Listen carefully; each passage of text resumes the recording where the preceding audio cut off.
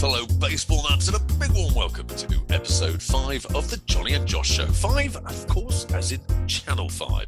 And the family are back together, and also a very interesting number, same number of World Series titles that the Pittsburgh Pirates have, which, of course, is 4 more than the Atlanta Braves have. I don't know who wrote this rubbish. As always, a great pleasure to welcome the boys. We've got Erik here, we've got JC, 3 guys, 3 cities, 3 time zones, 10 hours apart, but no Big Dave. Where's Big Dave, boys? Apparently, he's having a bad day. He's stuck in traffic with 2 screaming kids and a barking dog, and on a highway somewhere in New York where traffic isn't moving because there's a pile up somewhere. Nobody's hurt, but he can't be with us, unfortunately, today. I mentioned Channel 5, and it's just not the same, is it? I mean, it feels like we've got a family member missing, like some grumpy teenager who's gone off to uni. I know the only element of this that's appropriate, Gouldy, is it's like 1:30 in the morning where you're at, which is perfect Channel 5 baseball time. You're like in the zone. It is. You know, the only thing is I haven't got Ivor. Where's Ivor? I need my coffee. I need my Mars bar. You are such a prima donna. It was like, where are my sweeties? I need my sweeties. So this show, got to pick your favorite number 5 player of all time. Who are you going with, Gouldy? Oh, it's got to be Joe DiMaggio, isn't it?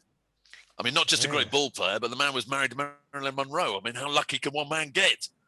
I got to go for Joe DiMaggio too as well. Or right, George Brett, you know. Maybe culturally for DiMaggio, and Brett certainly a great hitter, but you're missing out on Albert Pujols, 21-year career. Yeah, he's still playing. He's still playing. It doesn't count. You can't talk about somebody who's still active. All right, fine, Gouldy. If you want to go with someone else, we'll go with Johnny Bench. We had to have a catcher. We had to have a catcher. For sure. Okay. The toil in the tools of ignorance need to trump. I don't have any other T words. I was going alliteration all the way. You get the point. Bench the bench. That's what I say. Johnny, how is Dubai, by the way? It's fantastic, boys. It's I'm just having a quick look. It's 1:26 in the morning. I've just finished my gig for the ruler of Dubai, raising money for the 100 million meals that his initiative is looking to address for 30 of the poorest countries in the world, which includes the land of my birth, Kenya, which, as you both know, I love so dearly. So yeah, a lot of fun. Sold some paintings, sold some religious artifacts. We're talking hundreds of thousands of dollars, guys. So a good night had on all fronts. By the way, Johnny, is it true that I heard that people in Dubai don't like the Flintstones? Is that right? Yeah, but those in Abu Dhabi do. Oh boy! Wow! Come on, give it to me! Wow! See, David goes away, and all of a sudden, Erik thinks he's the funny one. That's what happens. I'm here all week. But did you want me to go to Dubai so you could tell that joke? Hey, come on, it's a good one. It's one of the cleanest ones I know. It's a family show. By the way, Erik knew some people in the royal family. He got you that gig just for the joke. Exactly. By the way, I have some stats for you. Because we are now on for just 3 of us in 3 different time zones in 3 different cities. You are exactly 7,768 miles away from Josh. Or it sounds better if you do in kilometers with 12,501 kilometers. That's how far apart we all are. Gould, if you come by, I'll get you a pint. I'll get you, Buddy, I love you, but 12,000 kilometers? I don't love you that much. 12,501. That's for sure. Okay, well, we're only 10 minutes in and we haven't even done the COVID update. Yeah. So this is going to be a long show, that's for sure. As always, a great pleasure to catch up with you and great to have everybody listening in. Thank you to each and every one of you. The COVID update, well, I could tell you 11 Major League ballparks have served as mass vaccination sites in the off-season present day. Unfortunately, it's not having the desired effect on the game itself. I know for a fact not all MLB teams have managed to vaccinate every one of their players, although 4 teams apparently have. I can't say which ones, but there are still problems. Twins are struggling. More added to the COVID IL list. I've got at least 3 players in my fantasy baseball team still on the COVID IL list. What's happening on the Canadian border? Is it still closed, Erik? Canadian border is still closed, and what we do know now is that the Toronto Blue Jays are slated to play in Buffalo, their first homestand on June 1st, maybe. Because right now what they've done is they've torn down the right field and center field fence of Salem Field in Buffalo to accommodate to make state-of-the-art bullpens. So June 1st, hopefully, Toronto Blue Jays will be playing in Buffalo, and their first games will be against the Marlins and the Astros. After that, hopefully Toronto. So basically, Dave was right because that was his spot, wasn't it? Wasn't he saying they'd be in Buffalo by June? And it looks like he's absolutely. See, when he's not even here, he's a legend. That's when he's at his best. He just sort of, drops a little piece of knowledge and then goes away. Yeah, well, why doesn't that work for me? When I'm not here, you lot just slag me off and talk behind my back. Okay, moving on. So here we are with trivia. Moving on with the trivia. Yeah, go on. And the thing is, a lot of news, we'll be talking about this later, that the Dodgers and Padres rivalry is intensifying nicely. Thank you very much. And one of those people is Fernando Tatis, who's everyone's worried that he'd be back from injury, but not be the same. He's just as good as before he was injured. But my one thing, let me just bear with me here, because one thing I have been noticing, I've been watching a few Padres games, and Fernando Tatis Jr. has been hitting pretty much in the leadoff spot, and every now and then they'll put him in the third spot in the batting lineup. And you just think, well, he hits a lot of hits, but he also hits home runs. But primarily and predominantly, he's been leadoff hitter for the Padres. And that got me thinking, well, who has a record for most hits as a leadoff batter? Hits only when they're in the leadoff position. This is where I'm going with here, okay? So, Who has the most hits as leadoff? Is it A, Ricky Henderson? Or is it B, Pete Rose of Airplane fame, almost? Or is it C, Ichiro? Bringing back the Ichiro answer. Bless. Well, yeah. Wow. So that's it. Who has the most hits in the leadoff position? Good question. That is a great question. I mean, that's a great question. With the guy that's got the most hits, guy's got the most stolen bases. That is a great lineup. And I mean, you have the greatest leadoff hitter of all time is Ricky Henderson. Whether he has the most hits or not, I think it's a pretty easy argument to make. But yeah, that's the thing. Do you know that my overriding memory of Ricky Henderson, boys, was his incredible physique when he was late 40s, and he used to bombast anybody that was out of shape, saying, anybody can watch the TV and do 100 sit-ups while they're watching the TV, which is what I do on a regular basis. No. You're missing the greatest element of Ricky Henderson, which is he spoke of himself in the third person. That's right. So if he had have told that story, it would have said, Ricky does a lot of work on his body. You don't do as much work as Ricky does. And that was really cool. He once told stories like Ricky once played with this player, this crazy cat who played first base and wore a helmet all the time when he was at first base. He looks over the player and the player's like, "That's me, Ricky. I'm John Olerud." He's like, Ricky didn't realize. I find that, you think that's cool? I think that's disturbing. I've got visions of him saying, Ricky wants a bit of a cuddle as he's talking to his wife. And I'm like, no, that's just wrong on every level. Well, if you did it, Gouldy, it would be wrong. But Ricky Henderson is a transcendent human being. So it's on that note, Erik says, moving on. Right, we're off to the leadoff batter. And that is, of course, as always, the news roundup.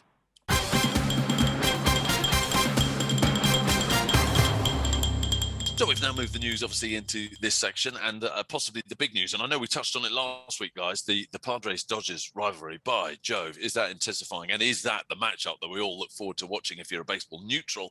But this week in particular, and you've already just referenced him, Fernando Tatis Jr.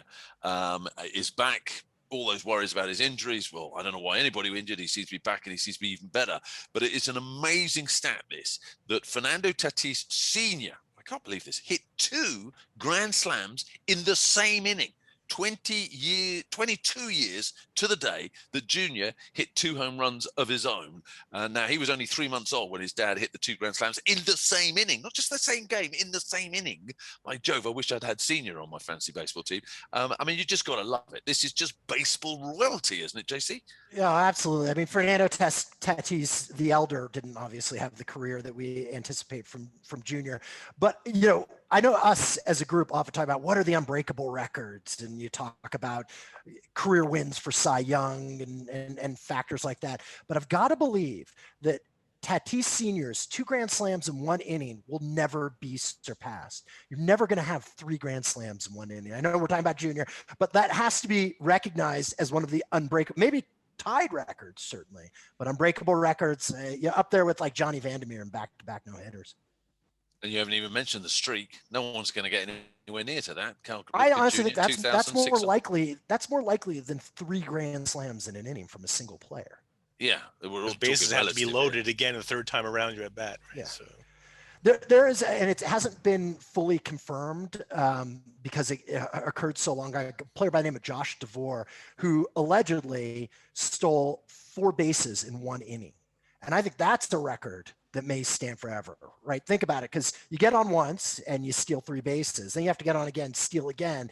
If you're coming up twice in an inning, under the rules of, the unwritten rules of baseball, you're not stealing bases at that point. Someone steals 5 bases in an inning, no way. So that's another one up there. Wow. Okay. Now, we've been focusing on catches already. We always do, just to keep you happy, JC. Well, what about Curt Casali making shutout history for catches? You must have loved this. Caught 5 consecutive shutouts. Absolutely. When we talk about catchers, often people pay a little too much attention to the offensive side. When you look at the players that have gone into the Hall of Fame, it's because they were offensive players. But the ability, I always called it riding the horse, the ability to ride the horse to the finish line and get a shutout and do it 5 straight times is remarkable, because I don't think a lot of people who are casual fans realize how much preparation goes in to getting a pitcher ready to throw the type of game, particularly at the major league level, in order to succeed that many times with that many different pitchers. Each pitchers have different approaches to the way they throw. You're facing different batters in each of those instances, and the catcher is responsible for calling that game. So for a catcher to be able to do that 5 straight times is fantastic for the catcher, but also speaks volumes right now of the type of team you're looking at with the San Francisco Giants. I mean, you have pitchers who are a lot of reclamation projects, guys like Alex Wood. I mean, Johnny Cueto, who has been injured again, but, had a few bad years after being so great. Kevin Gausman. And all of a sudden, these guys are really top form. And if they're going to continue to do so, you're going to need catchers, whether it's Casali or Posey, really helping them to maintain that success. It's one of those rare occasions, JC, where I'm really glad we have done it, because, you talk about a shutout, you talk about a no-hitter, a perfect game. It's obviously the pitcher that gets all the attention, gets all the praise, and yet you've just made the point that it's not going to happen without a catcher that calls a great game. But they're the sort of unsung heroes, aren't they? Absolutely. Always. I loved playing catcher, right? It was the position where if you worked really hard, even if you probably weren't as talented as, other players up the middle, the shortstop, the center fielder, you could find a place for yourself. And you look at a guy like Casali, who isn't necessarily a star, who is making a huge impact on his team. Well, long may it continue, certainly for my good mate Mike Dowling, of course, UK's #1 Giants fan, who told me at the beginning of the season these Giants are going to be competitive, despite being in the nightmare league that is the National League West with the Dodgers and the Padres. By Jove, they are a surprise, but they're not the only one, are they, boys? I mean, the Royals, even the Mariners. And what about the A's? They start out 0-6. I know we expected them to be competitive, so that was the surprise that they had such a horrifically cold start. But now, as of the time of recording of this show, they've gone 12 straight wins. They are the form team in baseball. What's going on the West Coast, JC? Is it just because it's warm? Mariners, Oakland A's, Dodgers, Padres? Yeah, I mean, all the talent is in California at the moment. And the thing about the A's is the only surprise was that they started 0-6. It's not that they've had this run, right? They were the team that won the division last year, and their front office is impeccable. They make really good calls on players, and it's not just Billy Beane. It's also David Forst, who's the general manager, a former teammate of mine, really great, hard-charging baseball player. We played together in summer ball, and then he went off to Harvard, and really talented front office. They are, I mean, I think the Tampa Bay Rays is the real one competitor when it comes to being really keen discerners of talent. And that's difference making. I mean, I really do think that, you don't need to spend the money if you really have that great an eye and sense of talent. Of course, the West Coast argument sort of falls down when you start looking at Colorado, who 7-12, got the worst record in the NL West, and actually the Angels got off to a decent start. We never really give the Angels any love. That's all gone a bit tits up. I know they've lost their last 3. They're now batting 500, 9-9, with Oakland and Seattle pulling away. But there does something to be had for this whole concept of the warmer climes of the West Coast compared to the colder climes of elsewhere, certainly Central America and East Coast. Well, Central America, really? They're playing in Honduras? That's good news. No. Sorry. Well, when I said Central America, the Midwest, as they call it, the middle part of the United States. Yeah. Obviously, one of the things about baseball that they always say is that at the start of the seasons, pitchers are ahead of hitters. And the primary reason for that is that, hitters in the cold weather really struggle. Pitchers can get warm enough and they don't get injured. They tend to have an advantage. When you're playing on the West Coast, different. And I think one of the reasons for this, particularly when you're looking at the National League West, is the competition is so good that you raise your game. It really does make a difference.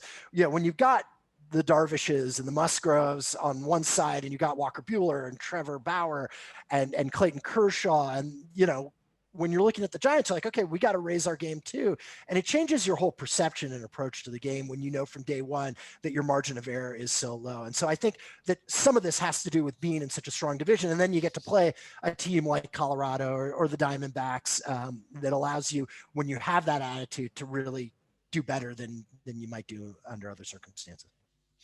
Okay, well, somebody who was doing great was our dear friend Akil Badu. It's time for the Badu Watch. And actually, before we even start with it, I certainly owe a young man an apology. We had a great suggestion for a name that we particularly liked, which was A View to Akil. And that was courtesy of our good friend Craig, who got in touch with us because I couldn't find the tweet, so I never gave him a name check. Craig's Twitter handle is @CraigR. So Craig, thank you for your support of the show. It was a great name. I had somebody actually contact me. I obviously said it too quickly. A View to Akil, which was, of course, your suggestion. And somebody came back to, and they thought that I said Badu to Akil, as in the proper one, but Badu instead of A View, which sort of works as well. Also so works. It sort of works. It's the strap line that keeps on giving. But what's happening, Erik? What's happening with my dear friend Akil, who, by the way, I've just tried to pick him up. I don't know yet whether I've been successful off the waiver wire. Somebody's dropped him. Somebody's lost the love for Akil, but it's not me. How's he getting on? Well, since we were last on air, if that you could say that for the podcast, last on air, he went 3 for 13. Just not bad, but not great. With 3 runs, 2 RBIs, which is exactly. It's not great numbers. But then he played a game today. Here's the thing. They've been playing Akil Badu in the 7th spot in the lineup, but AJ Hinch decided in today's game against the Royals, they're going to put him higher up in the batting order. So they placed him second in the batting order. And wow! And what happened? He went 0 for 4, 3 strikeouts. So I think the jinx is on. I think we've actually jinxed Akil Badu on this side of the Atlantic, and certainly from Dubai. That's for sure. Yeah, I'm not sure if he's a big purveyor of our podcast. So, Yeah, but you don't need to be. I don't know if you could jinx someone unless they even know you exist. The vibes go across the Atlantic. Yeah. And it affects his karma. The butterfly effect. JC, when I'm sticking needles into my JC Voodoo doll, you don't have to be near me for it to be effective. I'm afraid it's working, Gouldy. So could you please stop it? You've had a tough week, haven't you, buddy? It's a bad week. I've had a tough week. No one knows this except for us. You've had a bad week. Tell us why has it been such a bad week, big guy? Things. They don't want to hear. They want to hear my guard. No one comes onto the podcast to hear us. Well, all I can say, as my people say, kvetch. You deserve and need a lot of love, and you're going to get it from all of us. You have had a tough week, particularly on the curling front. I'm not. What is this? Dr. Phil all of a sudden? What is this? Hey, where are my tissues? I've got to dot my eyes. You know, it's amazing, this guys. I've always thought I was going to get into radio one day, and I was going to give it the deep voice, and I was going to go by the strap line, Dr. Love. Tell me your problems. Yeah. Do you think that's going to work? Do you think, or do I just get run out of? You could have done a jazz FM. If only I knew jazz. If only I listened to jazz. Yeah, it's a great idea. It's a great idea. You got the voice for jazz. Okay, well, I tell you, somebody who's being jazzy. How about that for a sensei? No, for a swagway. A swagway? No. Can I just say it's almost 2 a.m, so you're going to need to apologize. Bringing your A game. The legend that is, without a shadow of doubt. I mean, no offense to, I don't know, Garrett Cole or anybody else, but right now, DeGrom is the man. He is the GOAT. 50 Ks already. He's got more RBIs than he has allowed earned runs. How about that for a stat? You could have had a great transition, right? Because I think the only person to have hit a home run off of DeGrom this year, if I'm right, maybe there was another one, was Jazz Chisholm. So there is a Jazz in his life. There was. So you could, but I mean, DeGrom has been amazing. I mean, just absolutely amazing. He may be on pace to potentially surpass Nolan Ryan, who has the single season strikeout record of all time. And not of all time, since the 20th century. In the 1800s, there were a lot of these crazy strikeout pitchers. But, such a dominating pitcher. And it's great to see him have a team around him that could potentially allow him to win games, because that's always been really the knock, is that DeGrom's been amazing, but he hasn't had a team that's given him an offense. And I know Lindor hasn't been great so far, and I'm sure that if David were here, he would be wringing his hands about how the Mets aren't living up to potential yet. But I think as the season goes along, this may be finally the year where he gets the wins to match all the other metrics that show he's so amazing. Well, of course, the Mets are top of the NL East. But the trouble is, the NL East is stinking up the place big time. They're the only one with a winning record, 8-7, as we went to recording tonight. The Braves and the Phillies are both on their tail, 9-10 records. Miami 8-11, so they're only 2.5 games back. 2 games back from the Mets. And Washington have started to pick it up a bit. So that one's really competitive, but competitive amongst each other, but not competitive in the league. But at least the Mets are winning sufficiently to be top of the division. And with a guy like that, I mean, that's what we've been saying throughout, isn't it? Is how unfair it is to be that good and to be constantly not getting a win decision because your team's not giving you run support. But I love the fact that he does it with the bat as well, with the ball. He's doing his bit offensively as he is defensively. I think he's phenomenal. Yeah. I can't believe how good he is. Yeah, I mean, he's got a smooth swing. If you look at it, it's pretty nice. It's pretty technically sound. Another case not to bring back the universal DH. Yes, agreed. Well, we're all a bit different on that one, aren't we? Anyway, DeGrom is the GOAT. That's the new nickname. Let's hope he doesn't get jinxed, as our dear friend Akil has been, by our involvement. And Goldie, what's been lost on it too is that Marcus Stroman has been amazing, lights out for them as well. So if you have DeGrom and Stroman, and Stroman keeps his level of performance up, that's going to be a tough team. Nice 1-2 punch. Here's my favorite piece of news that's come out this week in Major League Baseball. In Chicago, south side Chicago, might I add, the White Sox, Yerman Mercedes has now have a burger named after him. There's a restaurant called Fabulous Freddy's in Southside, and they've devised this amazing fine cuisine hamburger that I've ever seen. I was salivated when I went on the Fabulous Freddy's website. And it's a chimichurri burger, which is chimichurri, for those who don't know. It's a South American kind of sauce with parsley and oregano. Yes, oregano, not oregano. And a few dollops of garlic that is added on with a subtle hint of red wine vinegar as well, all piled up into this grilled meat of a burger, and it's called the Yerminator Burger. And so anybody who's listening, if you're in the South Side Chicago area, please go and order one and let me know. Give me a full cuisine report, culinary report. I want to know what this Yerminator Burger tastes like. Erik, honestly, can I sorry, buddy, go ahead. I was just going to say, Erik, you really should be doing a food podcast, because honestly, you made me so hungry just telling that description the way you said. Goldie should be doing jazz radio, and you should be just talking about food somewhere. I'd be obese within a week. Guys, do you know how many times I've been asked by listeners, viewers down the years, is Erik on a take? Does he get a discount because he sells that food? And the truth of the matter is, we never even contemplated doing those food pieces on the road trips back in the day in Channel 5. But you were up for it, and you got a free meal every single time. I don't remember a single guy ever charging you for the food that you ate, Erik. Erik was like a confidence man. He would go up to people and be like, I remember when he got the Ichi roll, and he's just like, hey, look at my camera and I'm doing this. And, he could have sold the guy swampland in Alaska. Like, I mean, that's when it comes to food, he's like in a different mindset where he'll do whatever it takes. Moving on. Well, our second batter in the inning is by the name of Jay Bruce, who has signaled his retirement from the game of baseball. There's a good article in the Sports Illustrated on this very subject. And the big question is, JC, is Jay Bruce MLB's version of a canary in a coal mine, as in indicating of problems down the road. Another reason batting averages are down, and apparently his career, or his desire to see his career out and maybe have another couple of seasons, has now been put on the back burner, is primarily down to the impact the shift has had on his batting average, and across the board batting averages are down. So is this justification for a reconsidering of the shift and the defensive alignment, et cetera, et cetera? Does baseball have a problem? The article did a really great job of breaking down the analytics on how it's impacting players' careers, how certain players who are dead pull hitters, lefties, are just, getting swallowed up in the black hole that is the shift. Me personally, I think change the way you approach the game.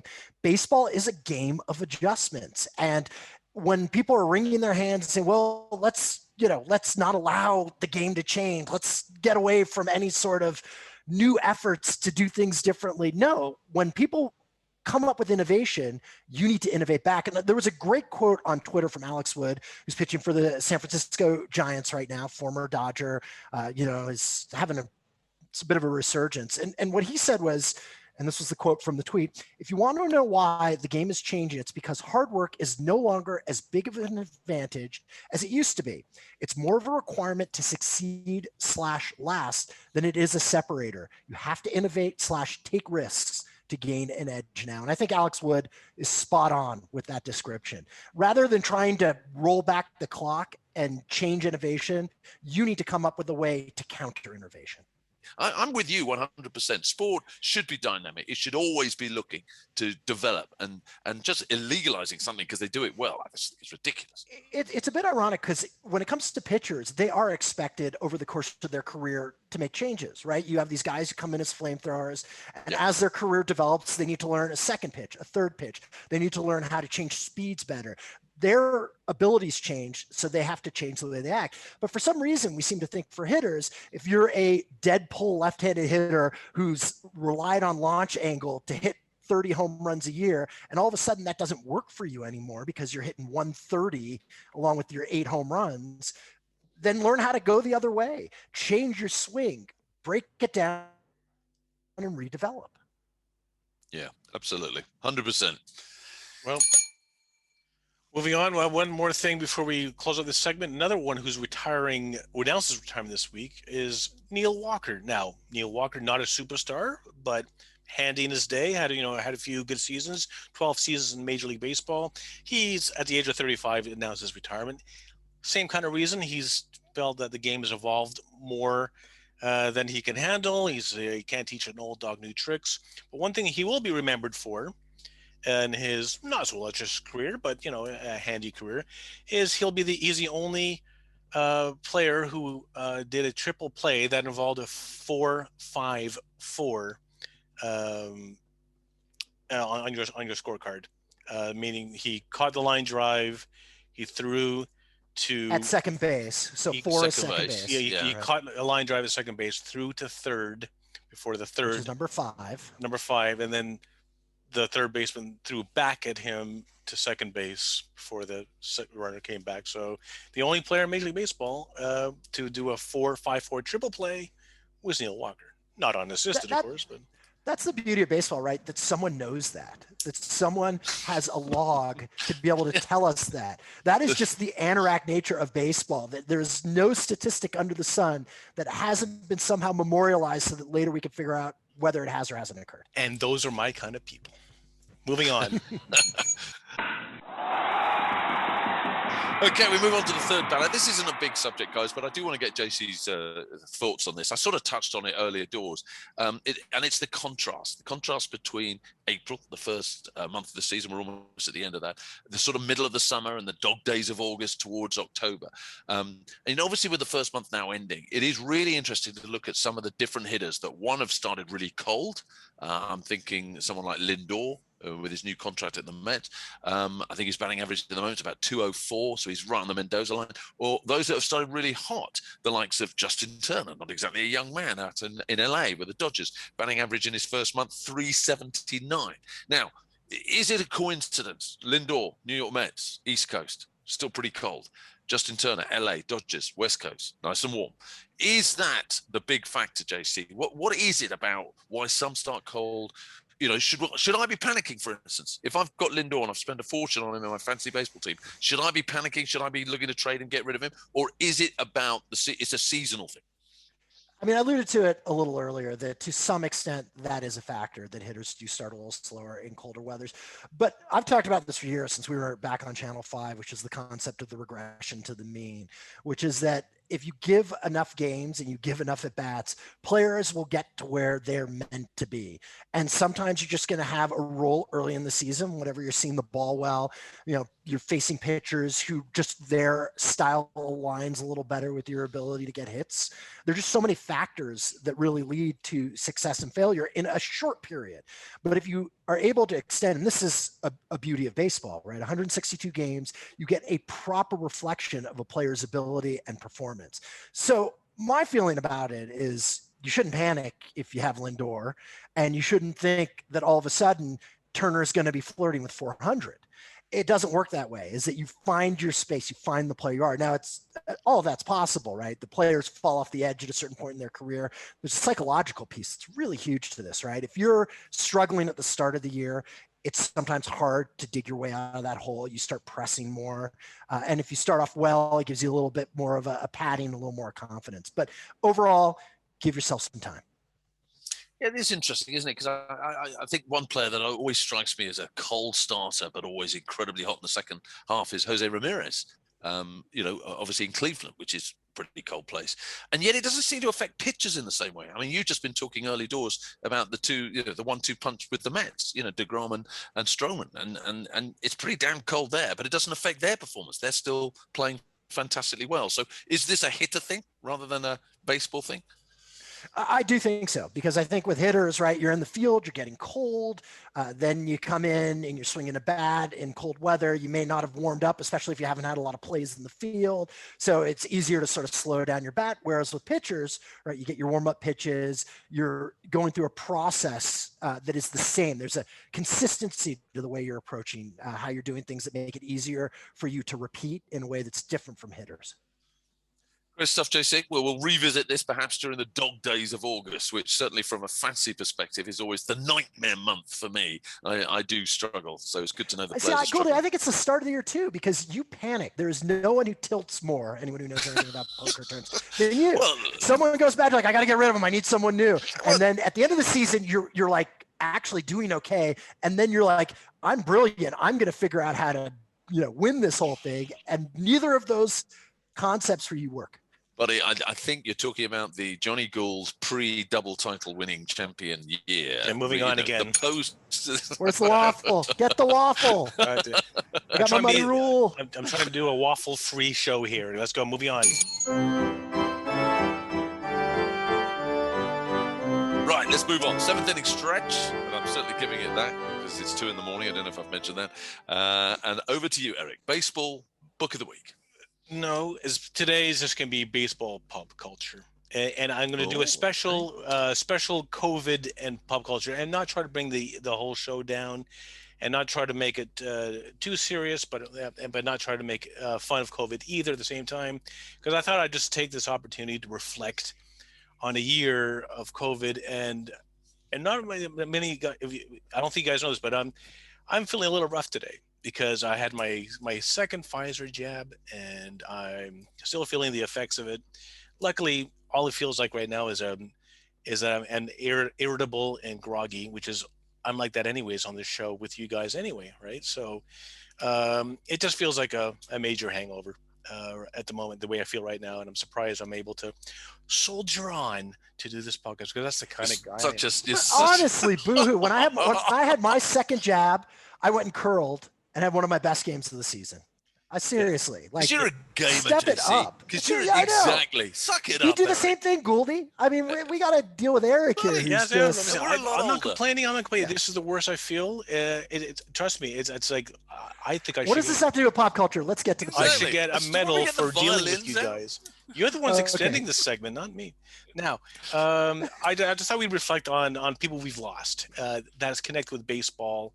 and pop culture over the year. And we've already mentioned many of them sadly, many of them over the years, over the past year since we started doing the podcast. And of course, one of them would be Jay Johnston, who was a former Dodger, one of the few people to win a World Series with the Yankees and the Dodgers. And he passed away quite a few months ago from COVID. But did you know that he's also in Naked Gun, in that scene with the Angels and Mariners? Jay Johnston is actually makes an appearance as a baseball player where the Queen Elizabeth II was in attendance, if you can all remember as well. We also lost Tom Seaver, who, of course, Mets legend. Tom Terrific, as it was known. Of course, he's named Tom Terrific after a popular cartoon that was in the 60s, but we also lost Tom Seaver to COVID-19. We lost Larry King, who was my segue here is he was a big Brooklyn Dodgers fan, but my book of the week, if you can, I'll just throw this out. Larry King wrote a book of Why I Love Baseball. Such a simple title. But Why I Love Baseball by Larry King is another one that should be on your baseball bookshelf. And he was a famous talk show host in the US. And a famous talk show host. I mean, who didn't know Larry King? Of course, But that's Larry King. We also lost Don Wells. And I don't think Gilligan's Island was very popular on this side of the Atlantic. But Don Wells played Mary Ann in Gilligan's Island. And the ongoing debate of Mary Ann or Ginger still soldiers on to this day. And what's the baseball connection? Baseball connection is that that David Lengel and myself, we feel like the Professor and Mary Ann because when and the rest. So you basically fancied her. Is that what you're saying? You just want to get a reference. Literally, there was no relevance for the show. Exactly. And if that's the criteria, JC, we're here all night. If you're talking about people, and also because I was in that Mary Ann camp when it came to the Ginger Mary Ann debate. But another one. Lastly, Steve Dulkowski. Ring a bell? He's the guy. No. He's a minor league player who was the inspiration for Nuke LaLoosh, played by Tim Robbins of where's my ring? Bull Durham. Well, I was about to say The Natural. Tim Robbins in Bull Durham.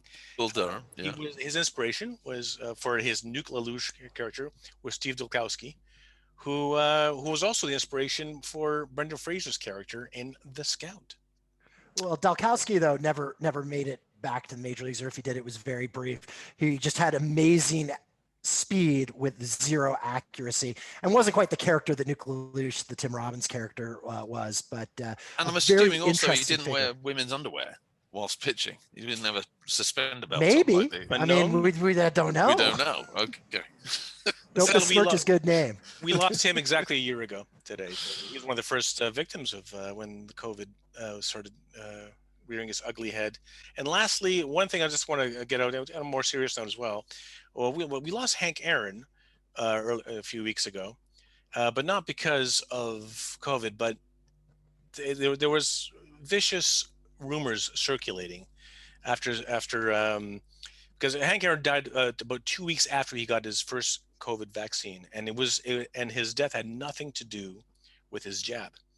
But of course, all these conspiracy theorists were going, "Oh, he died because of the vaccine. No one should take the vaccine." It claimed Hank Aaron and all these conspiracy. I'm not even going to name the groups or the people who spread that ugly rumor. But just to set it straight, Hank Aaron died of natural causes.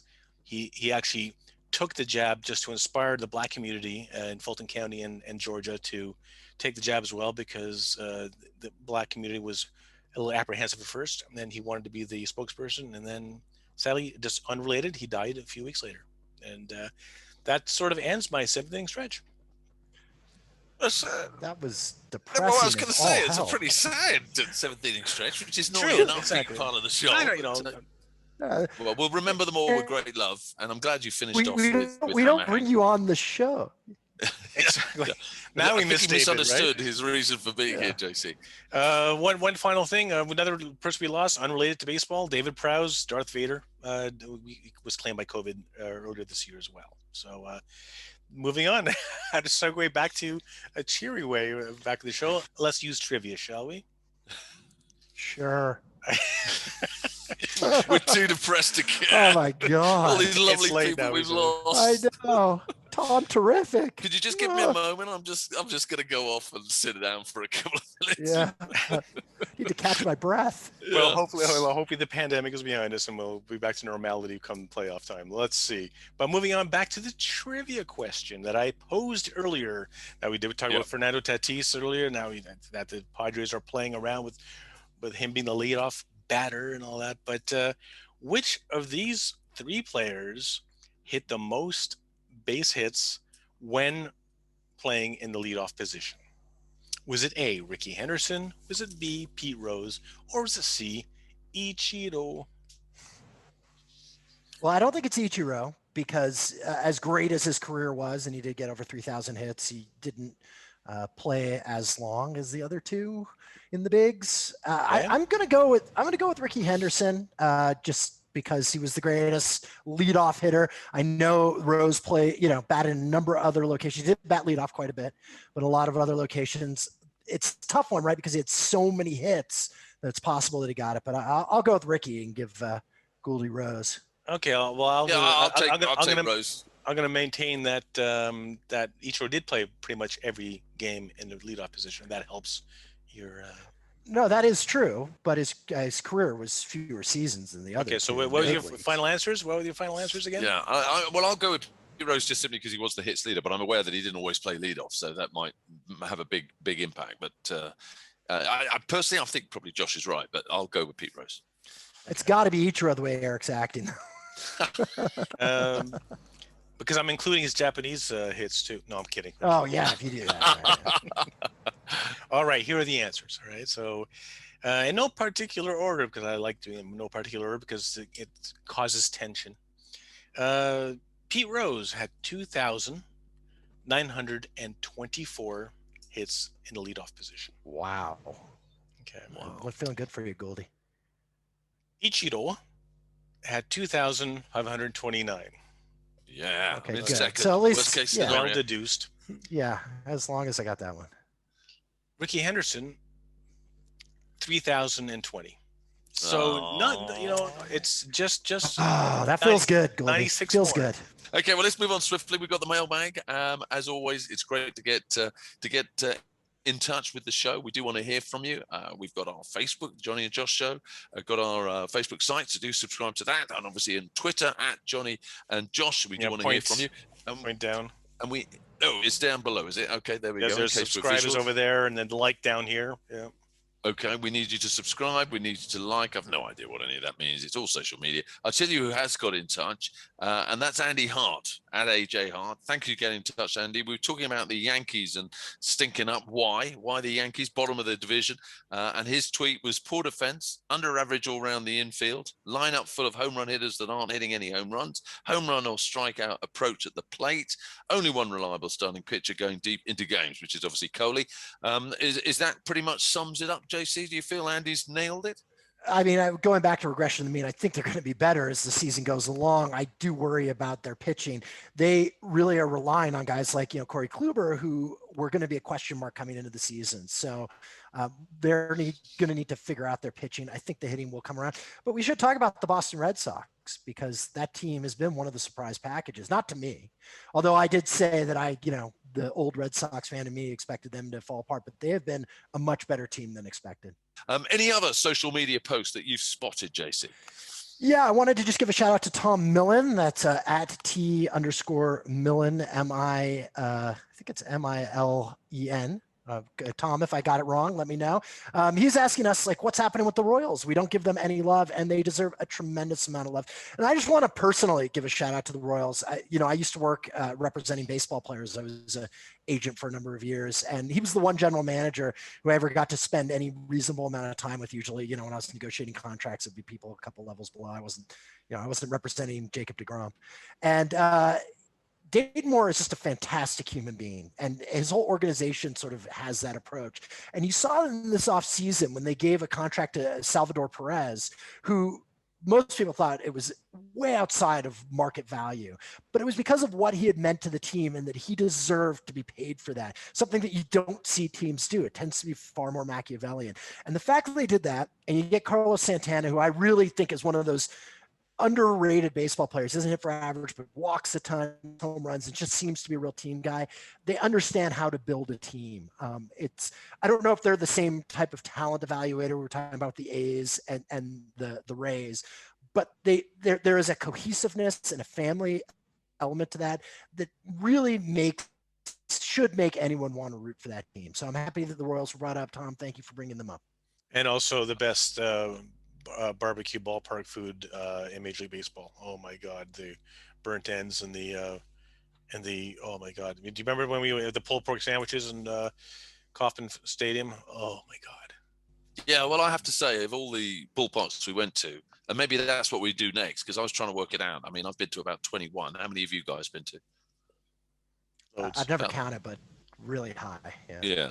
Because I have to say, of the 21 that I've been to, I definitely would put Kansas as one of my favorite ones. Definitely, Kansas City. Really enjoyed it. Kansas City, not Kansas. Sorry, Kansas City. I apologize. I always used to get in trouble for that. Kansas City's in Missouri, not Kansas. People forget. Okay. Yeah. Okay. Well, thank you for getting in touch. Thank you to Tom, and thank you, obviously, to Andy Hart, to Peter Ramsey. We'd love to hear from you.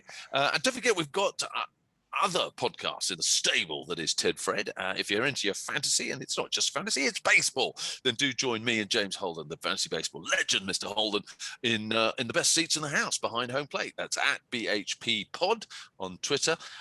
We'd love to hear from you. Do get in touch. Do listen in. We've got other shows as well. One of them, of course, involves our very own Erik, Slapshot Smack Talk. Love that name. At Slapshot Talk is the Twitter handle. And don't forget, of course, Nat Coombs' show, the NF show, NFL show. No, is it at NC? At NC. That's NC, as in Nat Coombs. That was me thinking. No, it is the NC show. At the NC show is where you can find Nat Coombs. The NC show. Absolutely. Absolutely. And no thanks as always to Nat and the team for their support of us here on the Jonny and Josh show. Don't forget, Twitter, Facebook, Instagram, YouTube, you know it, you do it. Subscribe, like, get involved, and get in touch. Well, that's it from us, guys. It's just looking at my watch. It's coming up to 2:20 in the morning in Dubai. What are you boys going to do? Go off some supper? Maybe go out to the movies? No, I'll give you kudos for your commitment. You get the Miller Lite Player of the Game. Well, buddy, did you notice that I mean, obviously we're a podcast, but I am still wearing, I brought my Braves top all the way to Dubai. Neither of you mentioned my my black armband, as you can see on my arm. Just noticed it. Because I spent $71 on Juan Soto, and he's on the IL. And that's why I've got the armband on. But I'm not obsessed. Wrap it up, Goldie. Yes. Now I wish I had a waffle here. Boys, I love you. As always, been great chatting. Thank you very much for joining us. Big wave to everybody, and a huge thanks to all the listeners of the Jonny and Josh show. We look forward to having you company, hopefully with Big Dave next time. Until then, you stay safe and stay well.